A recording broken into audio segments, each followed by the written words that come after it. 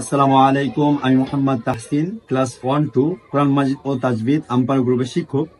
তো এই সপ্তাহে আমরা 6 নং লেসন প্ল্যান আলোচনা করব যে 6 নং লেসন প্ল্যানে আমরা এই সপ্তাহে কি কি পড়াবো। তো এই সপ্তাহের 6 নং লেসন প্ল্যানের শুরুতে আছে আমাদের মদ্দে লাজিম কালমি মুখাফফাফ। এটা হচ্ছে কালিমায় মদের হরকতের উপর মোটা চিহ্ন বামে জজম থাকলে 4 আলিফ টেনে পড়াকে মদ্দে লাজিম কালমি মুখাফফাফ বলে। যেমন আল আনা। আর এটা হচ্ছে কোরআন মাজিদের মধ্যে একটি শব্দ দুই জায়গায় রয়েছে।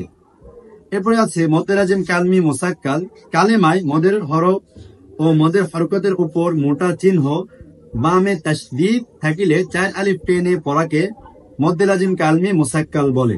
যেমন হাজ্জাতুম, দাব্বাতিন,